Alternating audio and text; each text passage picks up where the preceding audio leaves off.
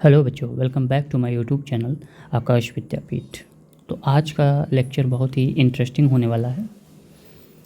कुछ भी नया पढ़ने से पहले एक बार मैं पिछले लेक्चर को रिवाइज कराता हूँ। लास्ट टाइम पे हमने जो पढ़ा था वो कुछ ये क्वेश्चन ख़त्म हुआ था लेक्चर नंबर 12 में, cos A cos B cos C less than और इक्वल टू 1/8।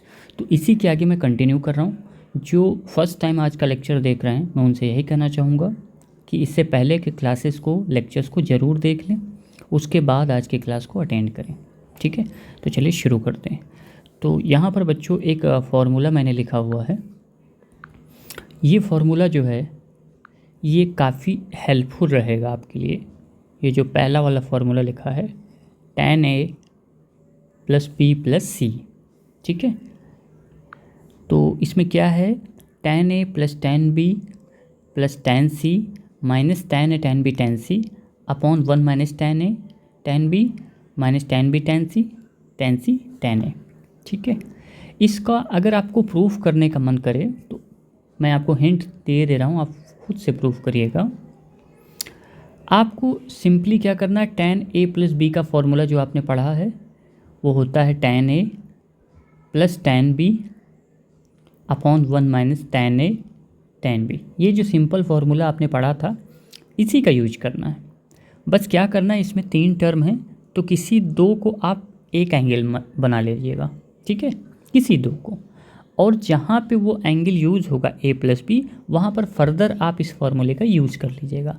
थोड़ा सा कैलकुलेशन करेंगे आपको ये दिख जाएगा। ठीक है, तो आई होप आपको ये बात समझ में आ गई कि कैसे इसको प्रूव करना। बट इम्पॉर्टेंट पॉइंट ये है कि आपको ये फार्मूला याद रखना है। ठीक है, ये ज़्यादा ज़रूरी बातें हैं कि आपको ये फार्मूला याद होना चाहिए। ठीक है, अच्छा, इस फार्मूले में कुछ टर्म्स हैं, उनको मैं आपको बताता हूँ कैसे पढ़ते हैं। जैसे यहाँ पर देखिए single single tan A tan B tan C add हो रहे हैं तो इनको बोलते हैं टेकन 1 एट ए टाइम, एक बार में tan को लिया गया। यहाँ पर देखिए taken 3 at a time, tan के तीनों पदों का प्रोडक्ट लिया गया। यहाँ पर देखिए tan A tan B tan C tan A, इसको बोलते हैं taken 2 at a time. Okay, इसके पहले के लेक्चर में मैंने आपको ये बात भी सिखाई थी कि ये जो पाई जैसा निशान होता है इसको हम लोग बोलते हैं साइन ऑफ प्रोडक्ट। ओके, तो बच्चों tan A tan B tan C के जगह ये साइन ऑफ प्रोडक्ट, इसको पाई बोलते हैं, कैपिटल पाई tan A लिखा गया।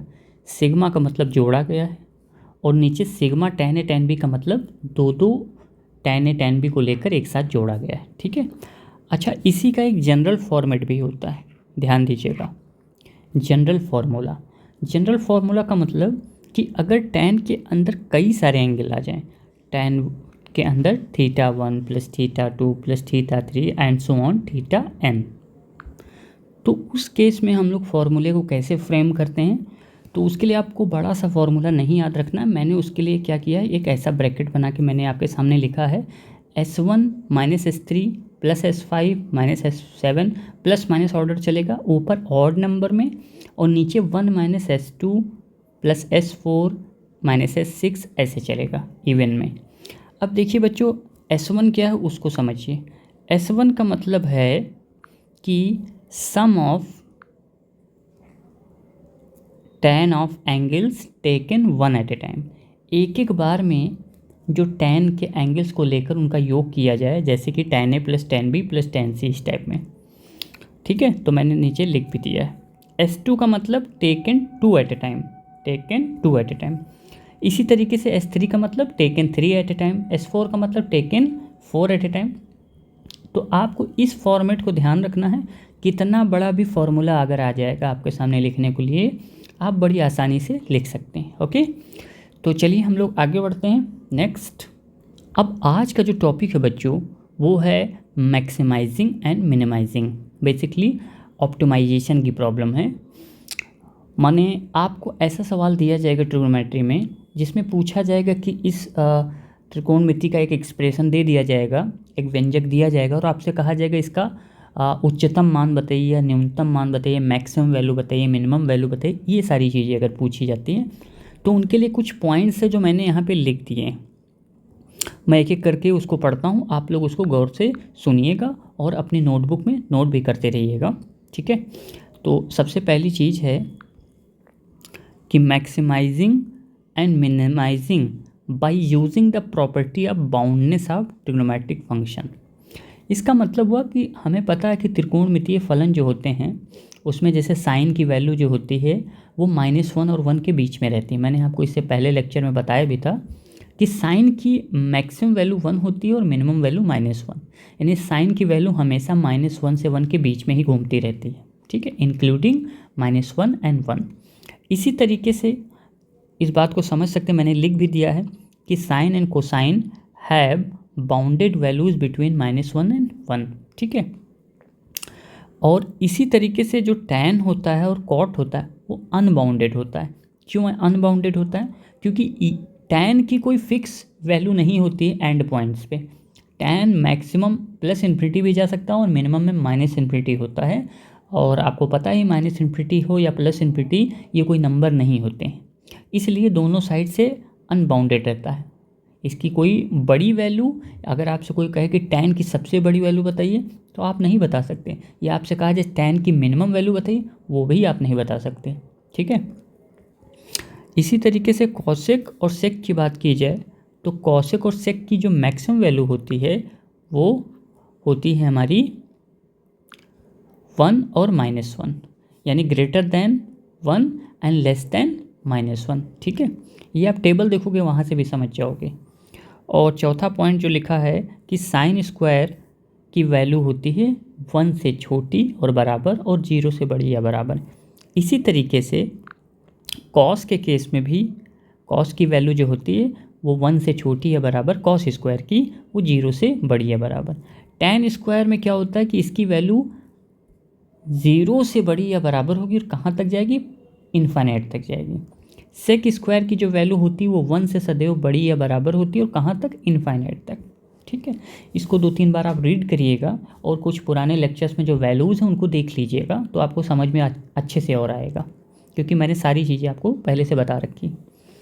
अब उसके बाद इसमें मैंने लास्ट में एक नोट लिखा है, if maximum value of a function, अगर किसी फंक्शन की मैक्सिमम वैल्यू, फंक्शन बोलो या एक्सप्रेशन बोल लो, यानी कि जो त्रिकोणमितीय व्यंजक हो, त्रिकोणमितीय ट्रिग्नोमेट्रिकल एक्सप्रेशन हो, अगर उसकी मैक्सिमम वैल्यू है b और मिनिमम वैल्यू है a, तो जो रेंज लिखा जाता है वो रेंज हमेशा होता है मिनिमम से मैक्सिमम तक, ठीक है। तो मिनिमम वैल्यू पहले, तो इसको बोलते हैं, आपने पहले से पढ़ भी रखा है, जानते भी हैं, इसको बोलते हैं closed interval. Closed interval, closed interval का मतलब बंद अंतराल a से लेकर b तक, ठीक है। अगर न्यूनतम वैल्यू और अधिकतम वैल्यू पता है तो हम a से b में उसको लिखते हैं क्लोज इंटरवल a से b में, ठीक है। चलिए आगे बढ़ते हैं, इस पर कुछ सवाल देखते हैं। अब आपको स्क्रीन पे क्वेश्चन दिख रहा होगा, find the minimum and maximum value of y equal to 2 + cos x। 2 + cos का मिनिमम और मैक्सिमम वैल्यू हमको पता करना है। तो देखिए कैसे करेंगे पता, इसका सॉल्यूशन देखिए।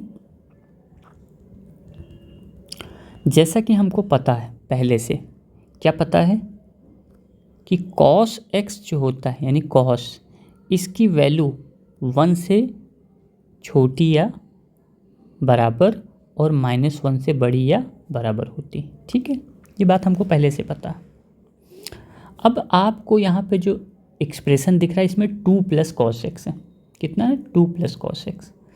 तो इनइक्वलिटी की एक खासियत होती है, असमीका की एक खासियत होती है कि अगर आप कोई नंबर जोड़ते हैं दोनों साइड पे तो उससे इनइक्वलिटी के निशान पे कोई भी फ़र्क नहीं पड़ेगा।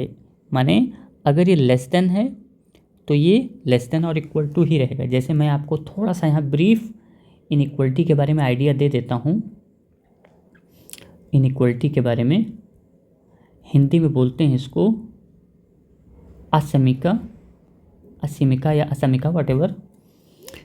तो अगर आपसे कहा जाए कि a जो है वो लेस देन और इक्वल टू b, पहली चीज़ तो ये है कि जहाँ पर ये जो निशान होते हैं, ये वाले निशान a less than equal to b या a लेस देन b या a ग्रेटर देन b या a ग्रेटर देन और इक्वल टू b, इनको बोलते हैं इनइक्वलिटीज़, असमीका। क्योंकि अगर ये इक्वल टू का निशान है तब तो ये बराबर हो जाएगा, ठीक है ना। तो सबसे पहली चीज़ तो ये समझ में आना चाहिए कि इनइक्वलिटी बोलते किसको है। अब पॉइंट नंबर 2 क्या है कि जैसे सपोज करो a लेस देन और इक्वल टू b लिखा है, आपने क्या किया, दोनों साइड पे 2 ऐड कर दिया, ठीक। तो जो रिजल्ट आया वो 2 प्लस a आएगा और इधर b प्लस 2। तो ऐसा मत सोचिएगा कि ये जो इनइक्वलिटी का निशान है पलट जाएगा या कुछ और हो जाएगा, ये निशान अभी भी ऐसा ही रहेगा। एग्जाम्पल के तौर पे आप जानते हो कि 2 जो है वो 3 से छोटा होता है ना। अब आप क्या करो, दोनों तरफ 5 जोड़ दो, तो 5 प्लस 2 और इधर 5 प्लस 3 कर दीजिए, तो इधर हो जाएगा 7 और इधर हो जाएगा 8। अब आप कहोगे सर अभी भी तो 8 जो है वो 7 से बड़ा ही होता है। मैं कहूँगा बिल्कुल, तो ये निशान जो है जो चल रहा था वही रहेगा, यानी कि इसमें कोई परिवर्तन नहीं आएगा। इसी तरीके से अगर हम दोनों साइड से अगर कुछ घटा भी देते हैं, मान लीजिए इसी तरीके से, जैसे मान लीजिए लिखा है a और b और आपने इधर से कुछ घटा दिया और पहले निशान था ये, एक्चुअल में सवाल वही था, a लेस देन और इक्वल टू b था, है ना, और उसमें अगर आपने 2 घटा दिया तो इससे भी कोई परिवर्तन नहीं होगा, ठीक है ना। यानी जोड़ने घटाने से इनइक्वलिटी के निशान में कोई चेंजेस नहीं आते, लेकिन एक जगह चेंज आएगा। कहाँ पे चेंज आएगा, अगर आपने कुछ गुणा कर दिया तो गुणा के लिए रूल कुछ होते हैं अलग से, तो मैं थोड़ा सा गुणा के लिए बताना चाहूँगा आपको। जैसे आपके सामने मान लीजिए लिखा है a और यहाँ लिखा है b, ठीक है। अगर आपने किसी पॉजिटिव नंबर से गुणा किया तो इनइक्वलिटी का निशान, इनइक्वलिटी का साइन नहीं बदलेगा, ठीक है, ये याद रखना। यानी कि अगर आपने 2 से गुणा कर दिया तो 2a इधर भी 2b हो जाएगा और ये निशान ऐसे ही रहेगा। लेकिन अगर किसी नेगेटिव नंबर से किया तो साइन बदल जाएगा। किसी नेगेटिव नंबर से गुणा करने पर इनइक्वलिटी का साइन क्या होता है, बदल जाता है। ये आपको ध्यान रखना, बस इतनी ही प्रॉपर्टी है।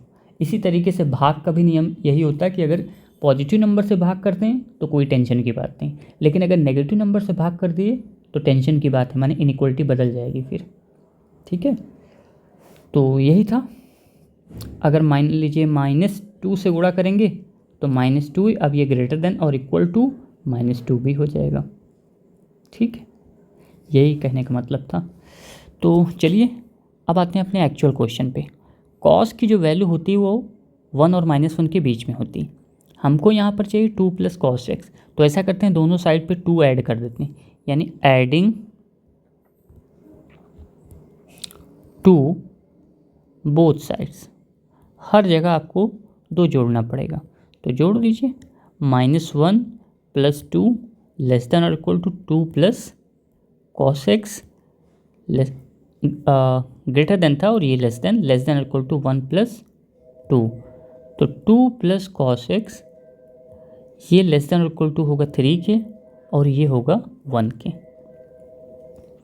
अब आप बताइए कि यहाँ पर ये जो वैल्यू लिखी हुई है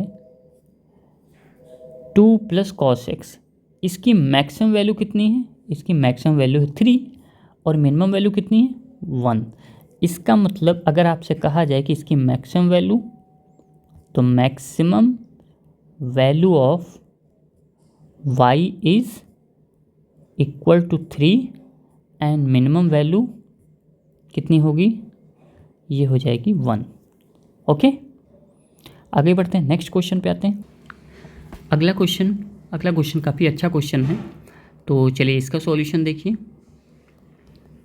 यहाँ पे दिया गया y equals to 4 tan x into cos x. तो ऐसा करते हैं, tan को लिख लेते हैं हम लोग sine x divided by cos x और इनटू कॉस एक्स। अब आप देखिए, आप कहोगे कि सर ये कॉस एक्स से कॉस एक्स कैंसिल हो रहा है, मैं कहूँगा बिल्कुल कैंसिल हो रहा है। लेकिन एक बात का ध्यान रखिएगा कि जब भी कभी कोई वेरिएबल वो अंश और हर न्यूमरेटर डिनोमिनेटर से कैंसिल किया जाता है तो कभी भी उस वेरिएबल की वैल्यू ज़ीरो नहीं होनी चाहिए, यानी कि वो नॉन ज़ीरो होगा तभी आप उसको कैंसिल कर सकते हो। तो अगर आप कैंसिल कर रहे हैं कॉस एक्स को कॉस एक्स से ऊपर नीचे, तो आप इस बात को एज्यूम करके चल रहे हैं कि कॉस एक्स हमारा जो है वो नॉट इक्वल टू ज़ीरो होगा।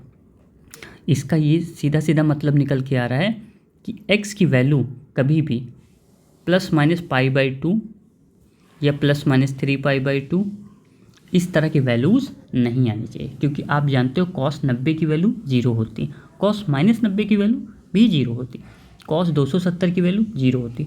यानी कि कॉस जो होता है वो ऑड मल्टीपल ऑफ π/2 पे ज़ीरो देता है। ये सारी चीज़ मैं आपको पहले पढ़ा चुका हूँ, तो आपने ये बात कही थी। अब आप बताइए, इसका मतलब आपने लिखा 4 साइन एक्स लिख लिया, लेकिन आपके दिमाग में ये होना चाहिए कि एक्स कभी भी जो है आपको प्लस माइनस π/2 वगैरह नहीं लेना। ये सारी वैल्यूज़ आप एक्स की नहीं ले सकते। क्यों नहीं ले सकते? क्योंकि आपने ये एज्यूम कर लिया था शुरू में ही, तभी आप 4 साइन एक्स तक पहुंच पाए हैं। अब आप एक चीज़ बताइए, आपको पता है कि साइन एक्स की जो रेंज होती है वो 1 से -1 के बीच में होती, ठीक है, बिल्कुल होती। अब आप एक चीज़ ज़रा ये बताइए कि साइन एक्स की वैल्यू 1 कब आती? जब एक्स की वैल्यू π/2 होती है ना। लेकिन आप तो ऊपर एज्यूम करके आए हैं कि एक्स की वैल्यू तो कभी π/2 हो नहीं सकती। इसका मतलब साइन एक्स कभी 1 नहीं होगा। यहाँ पे इस पर्टिकुलर क्वेश्चन में साइन एक्स कभी 1 नहीं होगा। इसका मतलब ये जो निशान आपने लगाया लेस देन और इक्वल टू साइन का, यहाँ पर सिर्फ लेस देन रहेगा, ठीक है, इस बात को समझिएगा। इसी तरीके से बच्चों साइन एक्स की वैल्यू -1 से बड़ी या बराबर। अब आप सोचिए कि साइन एक्स की वैल्यू -1 कब होती है? जब एक्स की वैल्यू -π/2 टाइप का हो कुछ, ठीक है। लेकिन एक्स तो -π/2 हो नहीं सकता, जैसे π/2 नहीं हो सकता वैसे -π/2 नहीं हो सकता। तो जब x -π/2 नहीं हो सकता तो फिर हम ये भी कह सकते हैं कि x जो है वो -1 नहीं होगा, यानी -1 से बड़ा होगा और 1 से छोटा होगा। तो मेरे कहने का मतलब है कि इस एक्सप्रेशन को सॉल्व करने से पहले आप इस पर विचार करें। अब आप देखिए, इस एक्सप्रेशन में 4 साइन एक्स चाहिए, तो आप दोनों साइड पे 4 से मल्टीप्लाई कर दीजिए, यानी 4 sine x less than 4 greater than -4। और 4 साइन एक्स जो है ये क्या है? y, यानी y की वैल्यू 4 से छोटी और -4 से बड़ी। तो आपको निकालना क्या है? रेंज निकालना। किसका? Range of y। तो रेंज ऑफ y क्या निकला आपके सामने? -4 से लेकर 4, लेकिन क्लोज इंटरवल नहीं है। इंटरवल कैसा है? ओपन इंटरवल है। ओके, तो ये अच्छा सवाल था, कॉन्सेप्चुअल सवाल था। ओके, चलिए आगे बढ़ते हैं। अब बच्चों आपकी स्क्रीन पे एक और सवाल है, इसको देखिए। Find the range of y। y का रेंज निकालनी। तो हम पहले क्या करें, इस एक्सप्रेशन को थोड़ा सा सिंप्लीफाई करें। y इक्वल टू, यहाँ पे लिखा cos की पावर 4 x/2 माइनस साइन की पावर 4 x/2। तो मुझे इस फॉर्मूले को देखकर, इस एक्सप्रेशन को देखकर कुछ a² माइनस b² फॉर्मूले की फीलिंग आ रही है। तो मैं इसको ऐसे समझ सकता हूँ कि एक ब्रैकेट में होगा a माइनस बी का मतलब cos² x/2 minus sin² x/2, और दूसरे ब्रैकेट में होगा cos² x/2 और प्लस sin² x/2, है ना। ओके, अब आप बताइए, आपको मैंने एक फॉर्मूला पढ़ाया था, cos 2x का। क्या था फॉर्मूला? ये cos 2x का फॉर्मूला होता था cos² x minus sin² x। तो क्या मैं उस फॉर्मूले को यहाँ यूज कर सकता हूँ? cos² x/2 minus sin² x/2 की जगह क्या मैं cos x लिख सकता हूँ? ठीक है, एंगल डबल हो जाता है, एक्स का एंगल इधर देखो डबल हुआ था, तो x/2 का डबल करेंगे तो x आएगा। अच्छा, ये जो एक्सप्रेशन लिखा है cos square x/2 plus sine square x/2, ये तो 1 हो रहा है। तो 1 से जब cos x को मल्टीप्लाई किया, यानी कि कुल मिला के हमें y की वैल्यू कितनी मिल गई, cos x मिल गई। अब cos x की रेंज तो आपको पहले से पता है क्या होती है रेंज, y बराबर, यानी कि cos x की रेंज तो हमको पहले से पता है कि cos x जो होता है वो -1 से 1 के बीच में होता है। इसका मतलब रेंज कितना आएगा y का, रेंज ऑफ y इज़ -1 से लेकर 1, और वो भी कौन से इंटरवल में, क्लोज्ड इंटरवल में। तो ये भी ठीक सवाल था, अच्छा सवाल था। ओके, नेक्स्ट क्वेश्चन पे आते हैं। अब आगे बच्चों कुछ स्पेशल केस है, जैसे मैंने इसमें लिखा हुआ है कि when argument of sine and cosine are same, अगर साइन और कोसाइन का आर्ग्यूमेंट सेम है, ठीक है, तो अगर जनरल फॉर्म कुछ ऐसा होता है y = a sin x plus b cos x plus c, general form अगर कुछ ऐसा होता है y = a sin x plus b cos x plus c, यही फॉर्मेट होना चाहिए। आप इस बात पे गौर करिएगा कि यहाँ पर साइन का आर्ग्यूमेंट x है और कॉस का भी आर्ग्यूमेंट x है, ठीक है। आर्ग्यूमेंट का मतलब उनके एंगल्स की बात हो रही है, ठीक है। तो पहली चीज़ मैंने क्या बोला, argument of sine and cosine same होना चाहिए, तभी आप इस फॉर्मूले का यूज कर सकते हैं। किस फॉर्मूले का, इस फॉर्मूले का कि इसका मैक्सिमम वैल्यू लिखना होगा। तो मैक्सिमम वैल्यू क्या होगा, अंडर रूट के अंदर साइन के कोफिशिएंट के स्क्वायर का सम और कोसाइन कॉस के कोफिशिएंट के स्क्वायर का सम करते हैं अंडर रूट में, प्लस लास्ट में अगर ये कांस्टेंट गिवन है तो प्लस सी कर दीजिएगा। Sometimes it will not be given, कभी कभी ऐसा होगा कि आपको सी प्लस सी या माइनस सी कुछ नहीं दिया जाएगा, सिर्फ यही एक्सप्रेशन हमारे लिए मायने रखता है, सिर्फ इतना, बस इतना ही मायने रखता है। अगर प्लस सी आता है तो आप प्लस सी लास्ट में आंसर में जोड़ दीजिएगा, अगर माइनस सी होता है तो माइनस सी कर दीजिएगा, अगर कुछ नहीं है तो कुछ मत करिएगा। और मिनिमम वैल्यू निकालने का तरीका क्या होता है कि जो मैक्सिमम होता है, तो मैक्सिमम जो अंडर रूट वाला पार्ट आपने लिखा था, बस उसी के सामने सिंपली आपको माइनस लगा देना, ठीक है, और कुछ नहीं करना। तो इसकी रेंज जब निकालते हैं बच्चों, तो इसकी रेंज कैसे निकालते हैं, रेंज ऑफ y ये होता है क्लोज्ड इंटरवल मिनिमम वैल्यू से मैक्सिमम वैल्यू, और यहाँ पर जो b और a के बीच रिलेशन होता है, इसमें एक रिलेशन होता है कॉस थीटा का। सिंप्लीफाई करने पर कॉस थीटा बराबर b/√a² प्लस b²। ये ना भी याद रखोगे तो चलेगा, क्योंकि ये सवाल में कैलकुलेट हो जाता है, निकल जाएगा, कोई दिक्कत की बात नहीं है। लेकिन आप इसको अगर याद रखोगे तो आपका क्वेश्चन फटाफट सॉल्व हो जाएगा। जैसे एक क्वेश्चन आपकी स्क्रीन पर दिख रहा होगा, देखिए लिखा हुआ है 7 cos theta plus 24 sin theta. तो सबसे पहली चीज़ आपने क्या नोटिस किया कि दोनों के आर्ग्यूमेंट बराबर, साइन और कॉस, और उसके अंदर लगा हुआ थीटा, थीटा दोनों है सेम, ठीक। तो इसकी मिनिमम वैल्यू कैसे निकालेंगे, मिनिमम वैल्यू सबसे पहले बताइए, ऊपर वाले से तुलना करेंगे तो आपको मिलेगा a बराबर 24 एंड b बराबर 7। तो मिनिमम वैल्यू होती है -√24 का स्क्वायर प्लस 7 का स्क्वायर, ठीक है। अब इसमें c नहीं दिया गया तो उसकी टेंशन मत लीजिए। और मैक्सिमम वैल्यू इसी को पॉजिटिव में लिख दीजिए, 24 का स्क्वायर प्लस 7 का स्क्वायर, ठीक है। तो यहाँ पे सिंप्लीफाई करते हैं, -24 का वर्ग होता है 576 और 7 का होता है 49, दोनों को जोड़ोगे आएगा 625। और मैक्सिमम वैल्यू जब निकालेंगे तो ये प्लस 625, ठीक है। यानी कि मिनिमम वैल्यू स्मॉल m ये आ गया -25 और मैक्सिमम वैल्यू कैपिटल M ये आ गया +25। तो रेंज कितनी निकल के आ गई, रेंज आ गया क्लोज्ड इंटरवल -25 से लेकर 25। ठीक है, सिर्फ आपने फॉर्मूले का थोड़ा सा यूज किया बस। चलिए नेक्स्ट। अब अगला क्वेश्चन आता है आपकी स्क्रीन पे।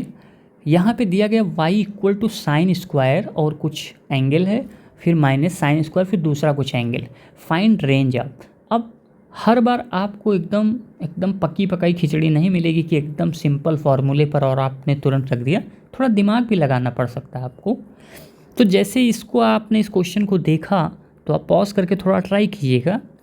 अगर मैं इस वाले को एंगल ए ले लूँ और इसको एंगल बी ले लूँ तो कैन आई से कि ये लिखा हुआ है साइन स्क्वायर ए माइनस साइन स्क्वायर बी। आप कहोगे बिल्कुल लिखा जाएगा। और जैसे ही आपने ये लिखा तुरंत आपको याद आएगा कि सर आपने तो एक फार्मूला पढ़ाया था हमको कि साइन स्क्वायर ए माइनस साइन स्क्वायर बी होता है साइन ए प्लस बी इंटू साइन ए माइनस बी। मैं कहूँगा जी बिल्कुल पढ़ाया था, बस इसी का यूज करिए। तो y बराबर साइन, दोनों को जोड़ लो, 15π/8 minus 4x plus 17π/8 minus 4x। ठीक है, इंटू साइन, अब दोनों में से घटा देते हैं, 15π/8 माइनस 4x माइनस 17π/8 और minus minus plus 4x। 4x से 4x सेकंड वाले में कैंसिल हो जाएगा। ठीक है, तो y बराबर कितना आएगा साइन। अब देखिए 15π और 17π, 15 17 32π/8, 32π/8, तो 8 चौके 32 यानी 4π आ जाएगा। और 4x मिलके हो जाएगा 8x इंटू साइन। अब यहाँ पर दिमाग लगाइए, 15π में से 17π घटाएंगे तो -2π/8। फिर से सुनिए, -2π/8, तो 2 से 8 कटेगा तो -π/4 आएगा। ठीक है, अब देखिए y बराबर ये माइनस जो है बाहर आ जाएगा यानी माइनस, और साइन 45 की वैल्यू कितनी होती है 1/√2। अब ध्यान दीजिएगा बच्चों, यहाँ पर लिखा है साइन 4π माइनस 8x। इसका मतलब ये कौन से क्वाड्रेंट में जाएगा, इधर मैं साइड में समझा रहा हूँ। 0 से ये होता है 2π, फिर अगर आप दोबारा चक्कर लगाओगे तो 4π आएगा। इसने लिखा हुआ 4π माइनस 8x, यानी कि 4π का मतलब इस पॉइंट पे आओगे और माइनस हो रहा है, इसका मतलब आप नीचे जा रहे हो। इसका मतलब कौन से क्वाड्रेंट में हो, फोर्थ में। और फोर्थ क्वाड्रेंट में साइन कैसा होता है, नेगेटिव होता है। कैसे, ASTC से सिर्फ कॉस पॉजिटिव होता है। इसका मतलब इसकी वैल्यू कितनी मिली हमको, माइनस साइन 8x। ठीक है, अब माइनस माइनस कितना आएगा, प्लस, तो 1/√2 साइन 8x आ जाएगा। अब आते हैं, हमको पता है साइन 8x की वैल्यू 1 और -1 के बीच होती। आप इस बात को दिमाग में बैठा लीजिए कि साइन और अंदर कुछ भी हो, इसकी वैल्यू 1 और -1 के बीच में होती। आप ये मत सोचिए कि यहाँ 8x आया है तो क्या होगा, 4x होगा तो क्या होगा, कुछ भी हो, 1 और -1। अब आपके सामने दिख रहा होगा कि साइन 8x का 1/√2 से मल्टीप्लिकेशन भी चल रहा है, तो 1/√2 से मल्टीप्लाई करेंगे तो आपको मैंने बताया था कि 1/√2 positive number, inequality will not be changed.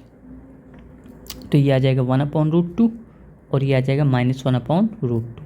अब ये जो अंदर वाला कंटेंट है, दिस इज़ योर y, तो y की वैल्यू 1/√2 से -1/√2 के बीच में है। तो रेंज कितनी निकल के आ गई, रेंज ऑफ y ये आ गया -1/√2 से +1/√2। आई होप आपको समझ में आ गया होगा। ओके, तो ये वाला क्वेश्चन जो है वो आप लोगों के लिए होमवर्क है। y इक्वल्स टू log⁻², और ये पूरा एक्सप्रेशन है, इसकी रेंज आप खुद से निकालिएगा। ठीक है, चलिए आगे बढ़ते हैं। अब आगे हम लोग पढ़ते हैं टाइप 2। अभी हमने टाइप 1 के बारे में पढ़ लिया, a cos x + b sin x वाला। टाइप 2 देखिए बच्चों, मैं पढ़ रहा हूँ इसको। आर्ग्यूमेंट, एक second, argument of sine and cosine are different.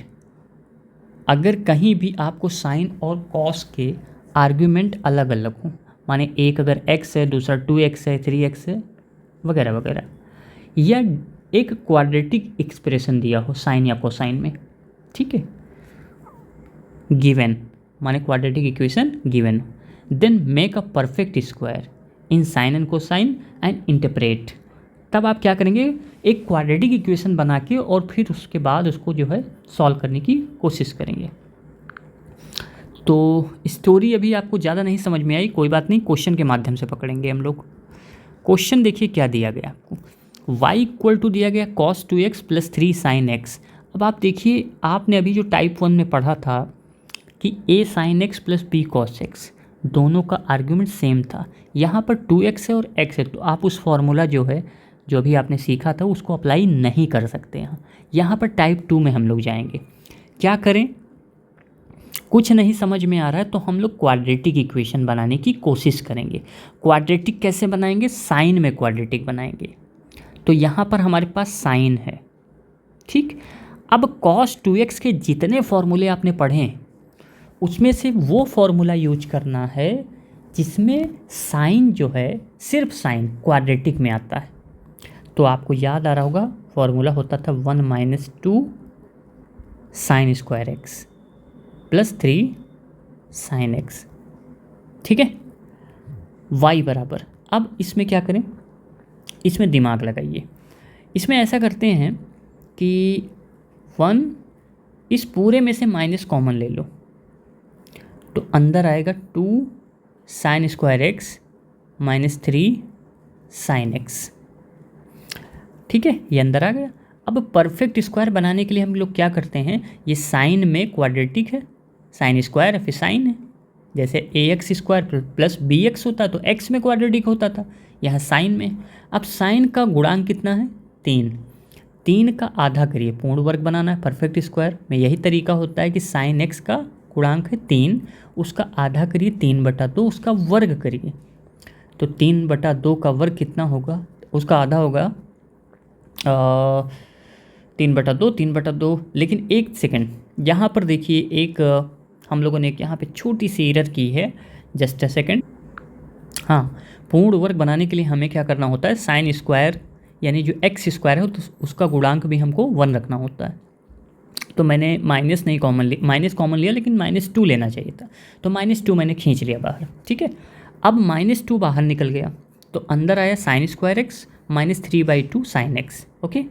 अब क्या करना, 3/2 का आधा होगा 3/4, अब उसका वर्ग कितना होगा 9/16, यानी कि उसको मैं ऐसे ही लिख दूँ 3, तो इसको हम लिख दें 3/4 का स्क्वायर माइनस 3/4 का स्क्वायर, ब्रैकेट बंद, ठीक है।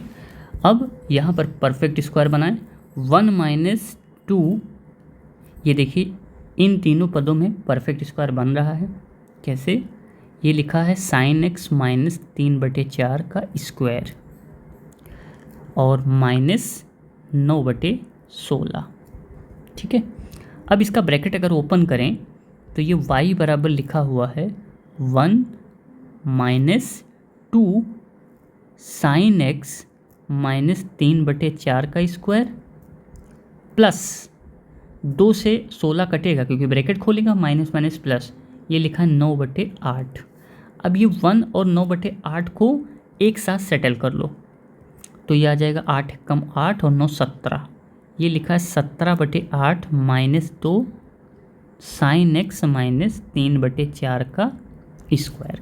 अब आप लगाइए दिमाग, ध्यान से देखिए, ये एक पॉजिटिव नंबर है और ये पूरा भी एक पॉजिटिव नंबर है, क्यों, क्योंकि पावर इसकी इवन नंबर है। अगर मैं आपसे कहता हूँ y की मैक्सिमम वैल्यू बताओ, y की मैक्सिमम वैल्यू, तो आप कहोगे y की मैक्सिमम वैल्यू तभी आपको मिलेगी जब ये वाला जो एक्सप्रेशन है, इसको मैं हाईलाइट कर दूँ, ये वाला जो एक्सप्रेशन है ये ख़त्म हो जाए। क्योंकि अगर हमको मैक्सिमम चाहिए तो फिर इसमें से जो ये नंबर है, ये वाला नंबर, इसमें से देखिए ये वाला दूसरा वाला जो एक्सप्रेशन है वो माइनस हो रहा है, ठीक है। आप साइन की कोई भी वैल्यू लेंगे अंदर, लेकिन बाहर जो पावर है इवन नंबर और उसके बाहर लगा है माइनस साइन, तो अल्टीमेटली ये तो पॉजिटिव रहेगा, लेकिन बाहर लगा है माइनस, तो ये ओवरऑल हमेशा नेगेटिव रहेगा whatever you take sine x. तो ये हमेशा 17/8 में से कुछ ना कुछ घटेगा ही। तो एक ही तरीका है कि हम इसको क्या करें, जीरो करा दें। किसको? इस वाले को, यानी कि साइन एक्स माइनस 3/4 वाला जो डब्बा है इसको ही जीरो कराते हैं। तो मैक्सिमम वैल्यू कितनी आएगी? 17/8 है ये। कब आएगी? When sine x minus 3/4 equal to 0 हो जाए, ठीक है। ये ऑब्जर्वेशन था। और मिनिमम के लिए क्या करना होगा आपको? मिनिमम के लिए आपको ये सोचना होगा, ध्यान से देखिए मैं फिर से लिख रहा हूँ कि y बराबर 17/8 माइनस 2 और ये लिखा है साइन एक्स माइनस 3/4 का स्क्वायर। मिनिमम होने के लिए इस डब्बे को मैं जितना ज़्यादा मैक्सिमम कर सकूं, ये डब्बा जितना ज़्यादा मैक्सिमम करेगा टोटल y की वैल्यू मिनिमम होगी, क्योंकि ये जब मैक्सिमम की तरफ भागेगा अधिकतम की तरफ तो वो 17/8 में से माइनस होगा, तो 17/8 वाली वैल्यू और तेज़ी से डाउन होगी। तो ये मैक्सिमम कब हो सकता है? अगर मैं आपसे कहूँ कि साइन एक्स को अगर मैं -1 दे दूँ, इफ साइन एक्स -1 हो जाए तो आपको y मिनिमम मिलेगा, ठीक है। तो y कितना आएगा? 17/8 माइनस 2 -1 माइनस 3/4 का स्क्वायर। तो y बराबर आएगा 17/8 माइनस 2, यह आ जाएगा 4 कम 4 3 7, 7 7 49/4 चौको 16, ठीक है। 2 से काटें 2 8 16, तो y बराबर कितना आ जाएगा? मेरे ख्याल से 49 में से इसको घटाओ -32/8, तो मिनिमम वैल्यू कितनी आएगी? -4। तो इसका मतलब रेंज क्या निकल के आएगा y का? रेंज ऑफ y ये आ जाएगा -4 से लेकर, और मैक्सिमम वैल्यू कितनी आई थी? 17/8। This will be your final answer, okay. तो आई होप आपको आज की क्लास समझ में आई होगी। ठीक है, इस चैनल को ज़्यादा से ज़्यादा लोगों तक पहुँचाएँ, शेयर करें, सब्सक्राइब करें। Thank you so much, have a nice day.